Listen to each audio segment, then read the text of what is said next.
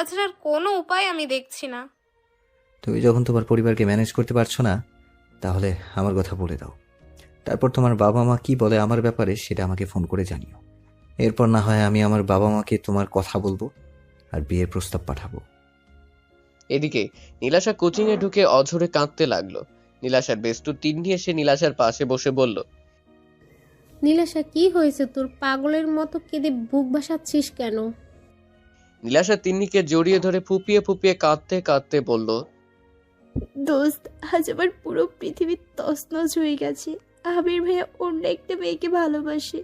এখন আমি কি করব? বেঁচেই বা থাকবো কি করে? যাকে খুব ছোটবেলা থেকে ভালোবেসে আসছি, হঠাৎ জানতে পারলাম সে অন্য কাউকে ভালোবাসে। এটা আমি কি করে মেনে নেব বলতে পারিস? কাঁদিস না বোন, দেখ একজনের জন্য কিন্তু আরেকজনের জীবন থেমে থাকে না। তুই আবির ভাইয়াকে ভালোবাসিস সে কথা সে জানে না। জানলে হয়তো তোকে নিয়ে ভাবতো, অন্য কাউকে নিয়ে ভাবতো না বা কাউকে ভালোবাসতো না। এখন সে যদি অন্য কাউকে ভালোবাসে তাহলে তুই বা আমি কিছুই করতে পারবো না।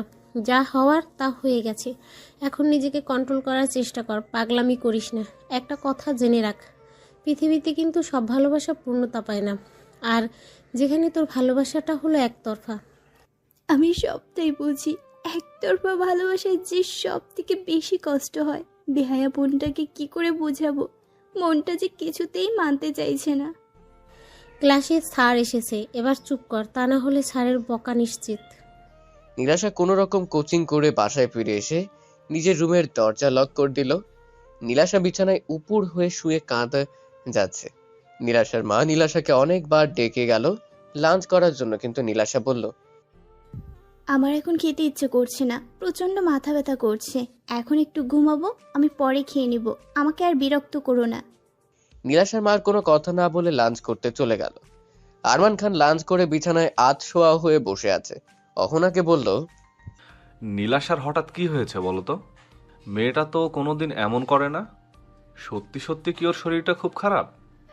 জানি না গো, তোমাকে আমি সেই কবে থেকে বলছি নীলাশা আর আবিরের বিয়েটা দিয়ে দাও। নীলাশার 18 বছর হয়ে গেছে, এবার ওদের বিয়েতে কোনো সমস্যা হবে না। তুমি ঠিক বলছো, এবার নীলাশা আর আবিরের বিয়েটা দিয়ে দিব। আগে ছেলে মেয়ে দুটোর মতামত নেওয়া প্রয়োজন। তারপর না হয় এই বিষয়ে আরিফের সাথে কথা বলে বিয়ের দিন তারিখ ঠিক করা যাবে।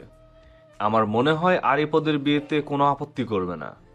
সেদিন নীলাশা বলেছিল আমার কাছে কিছু একটা চাইবে একা একা, কিন্তু কি সেটা? তুমি বুঝতে পারছো না নীলাশা কি চাইবে। আমি 100% শিওর নীলাশা আবিরকে ভালোবাসে। নীলাশা তোমার কাছে আবিরকেই চাইবে। একটা কাজ করো, নীলাশাকে ডেকে নিয়ে আসো। আবিরের রুমের ব্যালকনি দিয়ে নীলাশার রুমে যাও। আমি এখন যাচ্ছি। অহনা নীলাশার রুমে এসে নীলাশার পাশে বসে ওর মাথায় হাত রাখলো। নীলাশা কাঁদতে কাঁদতে ঘুমিয়ে পড়ছে। মাথায় কারো স্পর্শ পেয়ে নীলাশার ঘুম ভেঙে গেল। ও বড় আম্মু, তুমি কিছু বলবা?